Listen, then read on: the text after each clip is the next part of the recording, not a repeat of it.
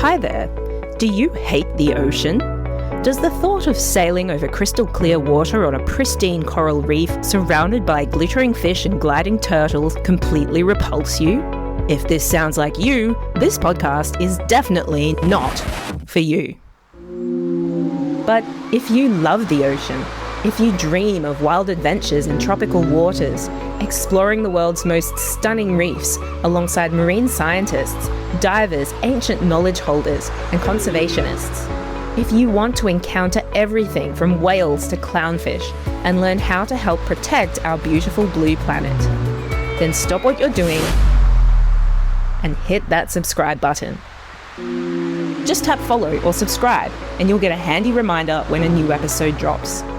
Let's dive in. Side effects may include increased happiness and mental well-being, annoying your friends with your extensive knowledge of the ocean, unexplained travel bookings appearing in your calendar, and increased hope and empowerment for our planet.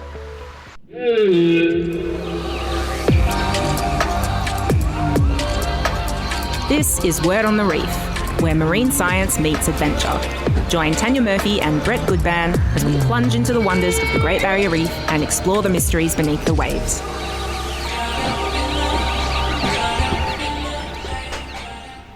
Good morning, everyone, and welcome to Word on the Reef. I'm your host, diver and marine conservationist, Tanya Murphy, and joining me, as always, is Cairns Aquarium's marine educator and fish whisperer, Brett Goodban. Good morning, Tanya. How you going?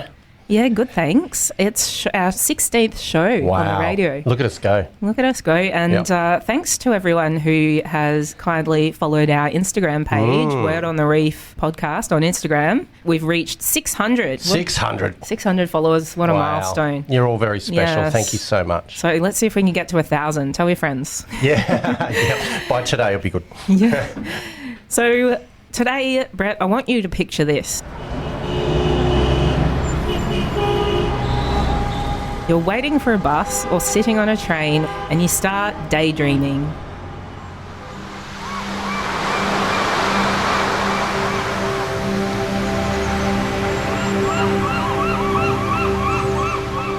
Suddenly, you feel like you're floating weightlessly above a beautiful coral garden, snorkeling, looking at corals on the Great Barrier Reef. Which is pretty much every day. Yeah, I was going to say, is there anyone out there that can relate? It's happening to me right now. Yeah. Well, as we've often said on this show, you don't have to be a scientist, a scuba diver, or even live anywhere near the ocean to help protect it. What if I told you you can analyse corals on the Great Barrier Reef and contribute to real reef science from your phone or laptop? Ooh. Even in your pyjamas. Oh, good. You know, or you can put your bikini on and sit in the bathtub. Under a shower. Just to make it realistic if you're stuck somewhere cold. So today we're exploring a citizen science project that lets you help monitor coral health on the Great Barrier Reef from anywhere in the world. It's run by not-for-profit group Citizens of the Reef, and the data you help analyse actually feeds into real-world solutions for saving our reef. So joining us in the studio to tell us all about it is Nicole Senn, Head of Engagement at Citizens of the Reef and all-round ocean champion. Good morning, Nicole. Good morning. Hey, good morning, Nicole. Thank you so much for joining us. We're really looking forward to this chat. Oh, thanks for having me. It's such a pleasure to be here. Can you tell us a bit about yourself? What's your background and how did you come to be so passionate about conservation and in particular reef conservation? Well, I think for me, I was very lucky to grow up in Cairns here and have the Great Barrier Reef on my doorstep most of my life. But I think as a teenager, you kind of don't really, especially when you grow up with it, you don't really realise how lucky you are. You kind of take it for granted. Yep. And I always loved the reef, but when I went to university, I was very convinced I was meant to be a city girl and I was going to work in marketing and be this big shot and be in the city. And Sex in the City growing up. It was maybe a little bit too much Sex in the City. But anyway, I went to Brisbane, which was my version of the big city, and I studied marketing, and very quickly I realised how much I missed my life here in Cairns and being so connected to nature. But I finished my marketing degree. I worked for a little bit in a corporate company, and then in 2016, I heard about the first bleaching event on the Great Barrier Reef, and then 2017 there came another, and it really was kind of just like a wake-up call, and it made me want to move back to Cairns. And at the time, I was like, I don't have any. I'm not a marine biologist. You know, what could I do? But I moved back and I thought, you know what, I'm going to volunteer with anything I could get my hands on. I volunteered with AMCS, with the Cairns Turtle Rehabilitation Centre, with Parlay, and then eventually I went back to uni, got a conservation biology degree, and then wound up working for Citizens of the Reef. Wow. And I used my skills in marketing and communications for conservation, which ended up working out really well. So get a little bit of the Sex and the City, but then also a lot of the reef. Perfect. Well, that's a common theme across our show, is that people can use their creative skills or their communication skills or whatever they have in a way to help the reef. Yeah, So that's right. 100%. It's been a natural evolution, hasn't it, of the show, for people to be able to do everything that they can. Absolutely. Yep. So what is Citizens of the Reef and how did it get started? Well, Citizens of the Reef started here in Cairns, and like its name suggests, like it's all about empowering the everyday citizen to be a reef conservationist. So regardless of their skill set, like we were talking about, there are so many different talents that are required to deal with the problems that we see on our reef. And Citizens of the Reef wanted to do something to bring value to all these different people around the world that care and give them a genuine way that they can contribute. So that's sort of why it began. It started in 2017 here in Cairns, and since then it's grown into a lot more. It really has. So one of the major projects, obviously, is the Great Reef Census. So can you tell us what is the Great Reef Census? Yeah, well, the Great Reef Census is sort of the accumulation of that dream, and it works in sort of two different ways. We mobilise communities here, like reef communities, to jump in the water and do really simple photo surveys. So 3 months of the year, roughly from October to December, people around the reef, so kind of people who are already out on the water. So whether that's dive instructors, people in fishing boats, people fixing mooring lines on the reef, anyone who's out on the water, we encourage them to jump in the water, take 40 photos just with a GoPro and upload all those images online, and then with the GPS coordinates. And that's how we're able to collect a lot of great survey data. But then the second phase is people going online and helping us analyse this data using AI. So really what it's trying to do is get people, everyday people, to be able to contribute to reef conservation. What a fantastic idea. Isn't that great? Yeah, it's amazing. So just a bit of background, what are some of the other survey methods that already existed for collecting data about the health of the Great Barrier Reef, and how is this census different? Yeah, so there's several other different ways that people collect data on the reef. For example, Eye on the Reef or the long-term monitoring program. The way that census is different is that it's very basic. It's designed to be a very low barrier of entry. So basically, you don't have to have ever seen a coral before in order to take part. So especially with the in-water side of the surveys, as long as you can swim and if you have access to an underwater camera, you can take part. So it's very, very basic, but because it's so basic, we're able to cover a really broad area of the reef. So we're able to collect significantly more broad-scale data than other monitoring programs, which are a lot more detailed. However, they complement each other, right? Because you need that detailed data. Yes. That's something that scientists really value, but then the census sort of complements that data by collecting sort of broad-scale, what we call reconnaissance data. Everybody can chip in, can't they? Everybody can chip in. Such a great idea. So, the in-water side, like I mentioned, it runs 3 months of the year.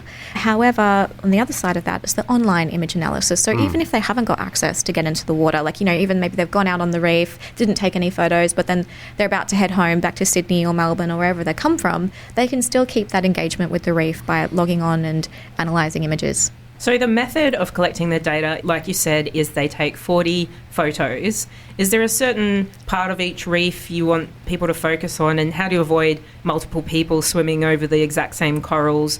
Do you get them to swim in a certain pattern, or...? So how we do it, we always encourage doing the surveys in pairs, so buddy pairs, but we aim to get at least 3 of the 4 sides of the reef, so north, south, east and west. For a reef to be considered properly surveyed, we need at least 3 sides. And of course, with our tourism partners, people are going out to specific reefs often. So a lot of the tourist visited reefs, we get a lot of surveys from the same sites. But then also we work with a variety of different partners, such as like North Marine or some of the COTS control programs as well, like INLOC, to go to other areas that tourists aren't necessarily going to. But yes, to answer your question, we do at least 3 sides of each reef, and we try to get people to swim kind of next to each other. However, we're still getting different, even though they're quite close, there's still different perspectives of the reef from each different person taking the surveys. Yeah, so there's a certain time period of 3 months of the year when this takes place. So if tourists want to submit some photos, can they just submit any old photos, or they have to kind of get training first of where they need to swim? Yeah, so there is a bit of training that is involved, because we're not looking for reef flat, because obviously the top of the reef, it's the closest to the sun, and it often has the most sort of variances and changes, and it can be often really heavily impacted. But we're trying to get the reef slope. So there is a little bit of training. We're also trying to be a certain distance away from the reef, roughly 2 meters, and we're trying to get flat on images as well. So there's a little bit of training that is available on our website, and a lot of the tourist boats as well do have training. So we work with most of them out on the reef from Cairns specifically as well. So if you talk to one of the marine biologists on board, most of them will be able to help you. Yeah, that was going to be my next question. The dive boats out there, if you announced it or had your little citizens area set up on the boat, and people who have cameras can come over and have a little chat to them and go, oh, do you want to get involved today? Yeah, I'd love to. All right, do this little bit of training. In you go. Take as many photos as you can. And any given day, we've got thousands of people out there, don't we? Exactly. The reef, it's so huge. A lot of people don't realise how big. It's literally like a country underwater. Yeah, it's bigger than Japan. Bigger than Japan. And then it's also underwater, which adds another level of difficulty. So if you can imagine leaving that responsibility to survey and monitor and protect this huge area just to scientists and reef managers, it's crazy. It's incredibly expensive. It's resource heavy to get out to all these areas. But the great thing about it is that thousands of people are visiting the reef every single day. So mobilising them and using them as a resource to help us survey this reef is, an untapped resource, really. Yeah, so if there's anyone out there planning a trip to the reef, especially during October to December, you too can be part of this solution and be one of the people collecting data. So have you got any stats of how many individuals have been involved in collecting these photographs? So in terms of the data collection, we've got a few hundred people that have taken part over the years. Over 100 different vessels have taken part. We definitely use a smaller community that takes part in the in-water data collection, just because it obviously means you need access to a boat, to snorkel gear, underwater camera, which we do give out to our partners who get involved in the water. So that is a smaller community, but through that people power effort, over the last 5 years, we've surveyed about 740 different reefs across the Great Barrier Reef, which is really, it's roughly 25% of the Great Barrier Reef, which is a really incredible area. And like I mentioned, it's broad scale data that we're collecting, but it really does help to fill in data gaps and get a picture, literally, of what is happening on reefs where previously we may have relied on modelling to understand what was happening there. Wow, 1/4 of the entire reef, that's like 1/4 of Japan in area, has now been photographed and logged and analysed. So among all of these voyages that have been undertaken to gather this data, what are some of the coolest discoveries that have been made? So one really cool discovery that I was on one of the expeditions for was of a shipwreck that was found on a reef called Five Reefs up in the north. So to be honest, when you say shipwreck, I feel like the visuals that come to mind are this like incredible massive ship and big pirate ship or something. Big pirate ship, and you'd be like, wow, and it's so obvious. And to be honest, this shipwreck, I wouldn't have noticed it. I would have just swum past. But basically how it was recognised was there were these stones, they're ballast stones, but they were river stones, and so they're very different to other things that you would see on a coral reef. You're not seeing river stones there, but our skipper was like, oh, there's river stones here, and they were in the shape of a ship's hull. Wow. So that's how we were able to, because it was 300 years old. So as you can imagine, a wooden ship 300 years later, you're not going to have much of it still intact. Oh, so the wood rotted away, and the stone ballast was there in the shape of a ship. How cool! Yes. Oh yeah, I'd be pretty excited to see that. Yeah, and there were a few other things that like coral had grown over that were just abnormal shapes that looked a bit unnatural for the natural world, which was very cool. But we've also found things like there was an expedition that went out to Elusive Reef, which is the furthermost reef on the Great Barrier Reef, so furthest from land. Wow, very appropriately named. I know, very elusive. But it takes, I think, something like 17 hours to steam out to. So it's very rarely visited. You need perfect weather, and it's in the Swains as well, so it's a difficult area to navigate. And we had an expedition go there in 2021 or 2022. maybe 2022, and they went underwater there and they found this entirely new sea algae had grown over the reef and created, I have to show you a video, but it created this rainforest almost underwater because the algae was growing. It was canopy algae, and it just looked incredible underwater. And that algae, though it wasn't a new species, it had never been described on the Great Barrier Reef before. So I think it's incredible how we're still discovering things about the most iconic and well-managed and researched reefs in the world. There's still things we don't know about it. She's still keeping some secrets, isn't she? Exactly. She's got so many secrets. Every now and then she'll just give us a little tasty treat. Yeah. That's really cool. And I have seen footage at one of your events of the forest of algae. I guess it looked like a field that you want to skip through. Yeah, bright green, deep green, wavy grass. Yeah, it just looked incredible. So I was sad I didn't get to join that expedition. It looked incredible, but so those are sort of the side effects of the census, because it's purposefully going to areas that have potentially never been surveyed before, and then we're finding these things like shipwrecks and algae and all these really cool things. Are there any plans to expand the census beyond the Great Barrier Reef? Yes. So the census was always designed to be scaled because, you know, as I know you talk about on your show as well, like the impacts of climate change that the reef is facing and the general impacts that the reef and our oceans face are so huge, and they're happening everywhere. It's not just the Great Barrier Reef that's experiencing bleaching, it's everywhere. And so just last week, we actually announced, I think Sunday actually for World Oceans Day, we launched the Great Reef Census Hawaii. So the first ever other location. Well done. Thank you. That's cool. Yeah, it's the first other location to adopt the Great Reef Census, and it's very exciting that this program that was developed here in Cairns is now being taken up in another incredibly iconic location.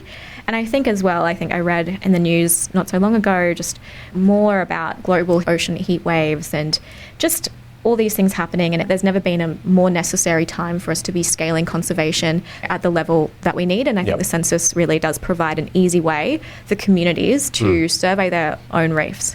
And that's the amazing thing about this, isn't it? It's empowering everybody. Yes. It's giving people this idea that you don't need to be a marine scientist. You can do this. We can all work together and do this. And branching out to Hawaii is just such an amazing effort. And it's so important because there are so many people around the world that have heard about coral reefs and the struggles that they're going through. And there's so many people that do care, but they think that there's nothing that they can do to help. And that's such a powerful resource. Like when you think about it, if we could give a task to these people that care, these thousands, potentially millions of people that care, like we could do amazing things. If people here in Queensland want to help with data collection on the reef, I guess it's not starting till October, but how can they get involved in data collection? Yeah, so if you're on the reef at any time between October to December, and sometimes we do take images a little bit earlier, so even if it's a little bit before or a little bit after, let us know. There might be a way you can get involved. You can email us at hq@citizensgbr.org. But we also do run expeditions as well that people can join. So we partner with different organisations such as Science Under Sail Australia, which has a beautiful yacht that goes around, and we can do week-long trips with a heavily discounted price. You can also join trips on Spirit of Freedom. Each year they run a census expedition, and we'll have a variety of different options come up on our website too. So our website is greatreefcensus.org, and there's a little button you can press on for marine, and you can see our expeditions that we have for this year. And there's a form, so it's very easy to get involved. Booking my trip now. I think Word on the Reef needs to do a live feed from that yacht, Tanya. Yes, you should. Live from the reef. What do you reckon? Yeah, it sounds like an idea. Dr. James Udy runs Science Under Sail, and he's fantastic. He's been working on the reef for like 40 years, and he's very, very passionate and a great person to talk to. Wow. So he's the captain of that boat? Yes. Okay, so another guest. Everyone out there, I think you're going to have about 1,000 applications if everyone's been listening to this. Yes, I mean, please do. A week cruise on a yacht on the Great Barrier Reef, That's discounted price, and all you have to do is swim with a GoPro and take some photos. Oh, exactly. I think that's like why the census was designed to be literally just like all you have to do is take photos, because we wanted it to be able to be done while people were doing other things, whether that was just enjoying themselves and having a fun trip, and this is just an easy thing they can do while enjoying themselves, or if they were out there doing actual work like restoring a mooring line, they can just take 5 minutes and go do their surveys and come back, and it's just a nice break from work. So it was really designed to be easy. I'm a little bit of a neat freak, and I can imagine myself getting a bit particular about missing spots. I mean, like, how do you know, like, do you go up and down like you do with the lawnmower and try to make sure you've like a little covered grid pattern? No. So it really is just broad-scale reconnaissance data. So what it does is it's giving an idea of how much coral cover is on a particular reef. And that allows us to then, if this reef is particularly interesting, we can then go do further research on it. So it's not meant to be perfect. It's designed to be imperfect, really. So basically what we say is 5 fin kicks. Otherwise, you just take a photo and then move to where the photo finished and take another photo. And it's 40 photos. 40 is what we need. So our scientists have done research, and 40 photos, or 80 really, because you've got buddy pairs. So 80 photos is basically what we need to get an accurate picture of what that side of the reef or that site looks like. Oh, okay. So you only need one buddy pair on the north side, one buddy pair on the west side, one buddy pair on the south side, and so on. Yeah. And then you've got your broad snapshot that you want. Yeah, and obviously, like, reefs are different sizes. So obviously, if you had a really big reef, you'd probably add a few more sites on there. Same goes with a smaller reef. Maybe you only need 2 sites. So it does vary, and that's why this side of it tends to be run, particularly beyond the tourism side of things, tends to be run with people who have had a bit more direction from us. So it is a smaller group, still a few hundred people, but it's a smaller group because there is a bit more direction that needs to happen there. So what happens to these images once they've been collected?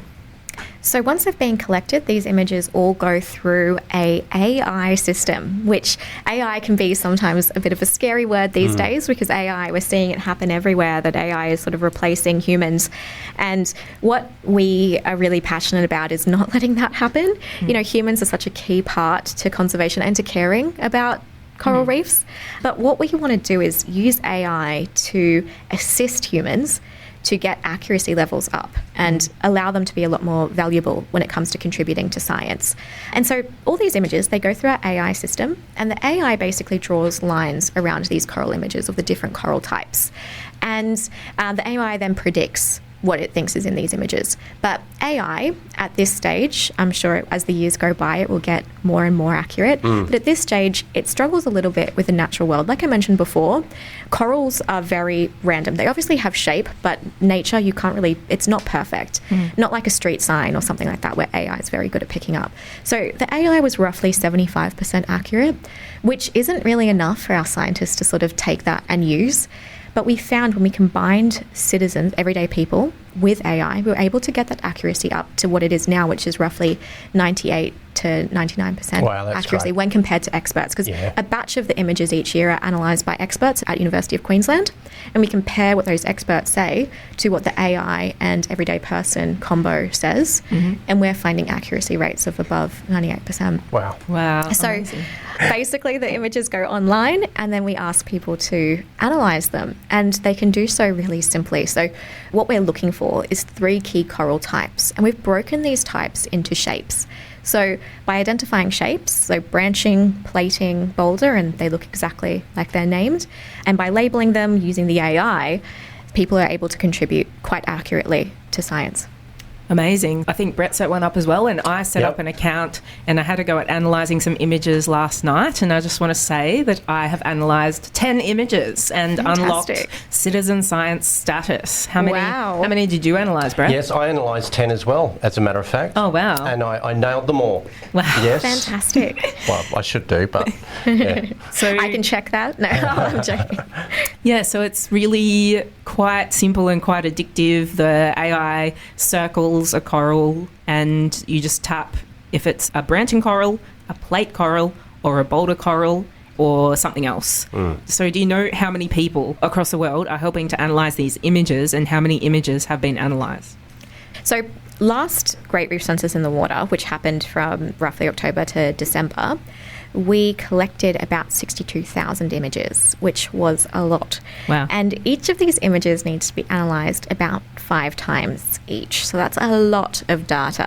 That's an important point as well. Every image that I analyse will get shown to 4 other people to make sure that if I made any mistakes, it'll kind of all average out. Exactly. So we take the average of everyone's analyse images, because we also want to take pressure off people. We don't want people to think, if I press the wrong button, am I going to be ruining all this data? But really, the platform is very intuitive, and you do take the average. So each image needs to get analysed by 5 different people. And so how many people are helping to analyse those images? You said there was, 62,000 images just from the last year alone? Yes, exactly. So at the moment this year, we've got about 4,500 people who are taking part. Wow. But if we add that up to everyone who's taken part over the years, we've had about 15,000 in the last 3 years take part. And, that image analysis is happening right now. And we've got about 80,000 analyses that have come through. But, we need help getting more than that. So anyone who's listening, I really encourage you to head over to greatreefcensus.org and do some image analysis, because every bit counts. Yeah, log in now. It only takes about a minute. We've got 600 Instagram followers that could do that Exactly. tonight. I expect to see another 600. Will be 5,100 by this afternoon. Thank you. Yep. There we go. So I saw on your website those 4,500 people are in 793 different locations around the world. Wow. And they've spent more than 56,000 minutes analysing all those nearly 80,000 images since this program started. If that doesn't give you ocean goosebumps, nothing will. Doesn't it? No, it's incredible. It's a community-driven initiative, and it's something that's global now. And it just shows to you how many people there are that really care about this stuff. Because, what's really interesting from a marketing standpoint as well, it's one thing to get someone to like a post, to comment on a post even is another level, but then to actually spend the time to go analyze an image, which takes 1 minute to sign up, but then maybe, it takes you a little while to kind of watch the training video and then analyze your first image, especially for people who've never seen a reef before. There's a bit of a process to go through. And that is incredible commitment from people all around the world, especially when we live in this age where we're all glued to our phones and doom scrolling. I know that when I look at my screen time on my phone, I'm just like, really? Did I have this time in the day? Is this time that's being stolen from me by my phone? That what we're kind of encouraging people to do is just take 5 minutes away from, you can go back to scrolling your cat memes after, but just take a 5-minute break and analyze an image and do something good for the world and try and get an endorphin rush from doing good. And I think we've seen that a little bit with the census, which is great. Yeah, well, it's a way to use that time. If you're bored and you're going to be staring at your phone anyway, exactly. Why not put it towards analysing corals? Yeah, and like you said at the beginning of the show, you were kind of talking about, imagine you're waiting for a coffee or waiting for a bus and you're daydreaming about the reef. It's like, that's the time. Instead of pulling out your phone and scrolling Insta. Well, you can log onto YouTube and just put in ocean sounds out of your speakers at home, which I do when I want to relax. I just listen to the ocean and the marine animals and the whales, and you just sit on your phone. Yeah. It's your best simulation of really being a scientist on the reef, and you can do it while you're in the dunny. You can even lay on your couch in your scuba gear if you want to, if you can't out there. Anyone. I loved the idea of pajama conservationists. Yeah. That would be fun. That's what we were doing during COVID, wasn't it, Nicole? That was. We couldn't go out of our house, so just lie in the bathtub and pretend that you're scuba diving. Yeah.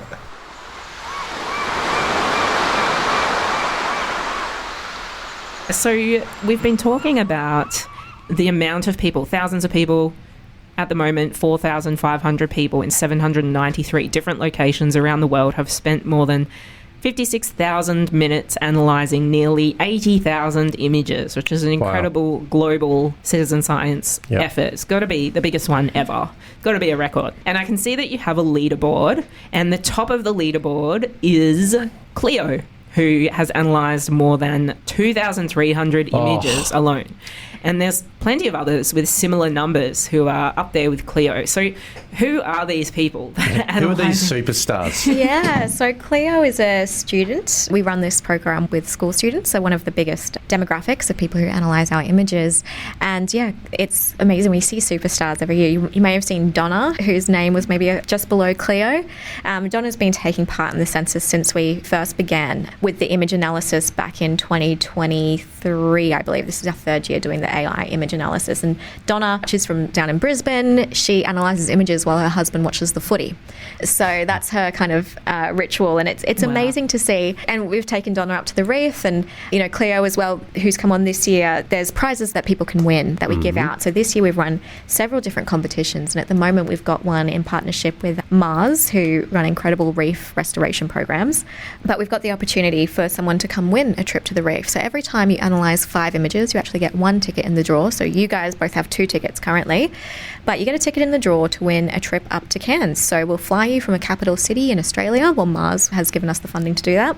And then we'll put you up at the Crystal Brook, and you'll get an amazing day out with reef magic, and you get your own private marine biologist, and you get to take part in a reef restoration project with Mars. So you get to build a reef star, have a look at the ones that are already in the water. So it's a really epic prize. That is, do not underestimate that, people. Yeah. That is just an amazing. I can hear all the people logging in now. Yeah. Wow. On a future show, I'm looking forward to getting, hopefully, Frida from Mars on the program. But for those listeners who aren't aware, we're talking about the company that owns Mars bars, the chocolate bars, right? And they are funding coral restoration projects on the reef. So just in case anyone heard you mentioning Mars and was wondering if Elon Musk was involved. No. No, Frida and the team at Mars are just incredible. So they'll definitely be fantastic guests on this show. Chocolate and saving the reef. I can't wait. They'll need to bring in a sample box as well, though, when they come in. Yeah, for sure. About this image analysis tool, for me, I've probably got thousands of hours of experience staring at real corals on the reef in real life. But it still took me a little bit of time to get used to the portal, and sometimes the photos wasn't totally clear to me, or the corals were a little bit small or far away. So given that this image analysis is for everyone, including people with no experience on a reef, how accurate is the analysis that's being done? Oh, I guess you already told us. You said it's very accurate. It's highly accurate. And there are things like sometimes when you're on the platform, you come across an image that might be a bit too far away. We do have a bad image button. So again, all of our data is crowdsourced. So even by flagging that an image isn't actually quality, you can't see what it is, like you're actually helping us weed through that data, because not every image is going to be amazing or ideal for analysis. But then also an issue we have here on the reef, particularly out of Cairns, sometimes can be the visibility. And so we've actually, I think next week, we're dropping a new thing on the website where we're adding filters to the images to help improve the visibility, and so you can see what you're looking at a bit easier. So we're constantly looking at ways that we can improve the site for people, and even with the AI and using new models and training further. So there are going to be images that people come across where they might say bad image, but we do find that once you watch our training video, once you've analysed a few images at the beginning, you do get into quite a bit of a flow, and then the accuracy that we're getting back when we compare AI to what the citizen science says is very accurate. Yeah, your brain kind of tunes to it and it becomes automatic. It does, yeah. I was really thinking, I feel you, Donna. I used to play solitaire while my partner was watching the cricket. And, I mean, you don't miss much. You got 5 days to catch up on it. So either play solitaire, or if you're addicted to Candy Crush, it's kind of like mindless tapping. Right. So if you can just use that energy for your analysis of corals, it's a similar, like, contented, satisfying thing you can do. And then you win your holiday, you come up here, and if you're the person that won the holiday, you can come and hang out with us at the show. That'd be an added extra. Amazing. Yeah. Why don't we add that to it? For sure. We would love to bring. I can definitely How cool if the person that won, there you go, you get a trip and you get to hang out with us. I reckon that's a good idea. Especially maybe after they've gone and planted some corals on the reef, they've gone out with Mars for a day, they can come back and chat about their learnings. Let's set that up. Right, let's do that. Let's do it. Absolutely. So what are the educational benefits of this program for school children, who are obviously some of the key people that you're engaging to analyse the imagery? So what we find a lot with young people is they deal with what we call climate anxiety. So they're so aware of what's happening with the climate and with the reef, but feel a bit helpless to do anything. And with a program like this, I call it bringing conservation into the classroom, where they can stay in their classroom and actually contribute to protecting the Great Barrier Reef and being able to do something and not feeling a bit helpless. Because I think as young people, when they're not able to vote, their voices aren't really as heard, I guess. And don't get me wrong, even being able to vote, sometimes I feel like my voice isn't heard, particularly with things on the reef. And I feel like a big part of the census is giving the power back to the people, if that makes sense. Kind of allowing everyday people to contribute, like in a small way, but they're part of the process. Yeah. And I think particularly with school students, we were talking before about how sometimes working in conservation, you can be a bit consumed by the doom and the gloom sometimes. But when you go into the classroom and you see these students who are so excited to be able to take part and be a marine biologist in their classrooms, their hope and the inspiration in their eyes just helps you feel a little bit more kind of, okay, we can do this. Yeah, I just can't agree more. Like I spoke to you before about this. We do a lot of thousands of school kids and from preppies to year 12, and they're just incredible. So if there's any schools in Cairns and teachers are listening to this and they want to get the little ones involved and put on a screen, and from what I'm hearing from them, they'd absolutely love it. 100%. Get the schools in. And at the moment, up until the end of the month, we're keen to do free sessions where myself or one of my colleagues will come into the classroom or Zoom in for like half an hour for any school in Queensland, and we'll help you get involved in the census. So any teachers listening, reach out.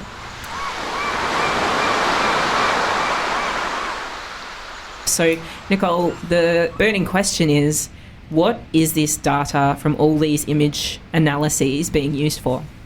Yeah, no, that's a fantastic question.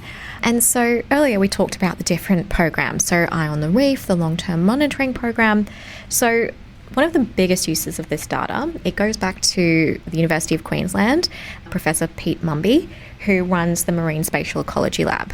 Now, he takes a variety of different data sets, census being one of them, long-term monitoring being another. I think there's about 4 different ones. And obviously the other data sets are quite detailed, but the census data set is the broadest data set that he uses. And all that information, it feeds in to develop importance scores for all the reefs on the Great Barrier Reef, ecological importance scores. So there's roughly 3,000 reefs across the Great Barrier Reef. And each of those reefs has various different importance to the wider system. So, for example, a high importance reef could be what we call a key source reef, which is a reef that's really healthy and thriving and vibrant.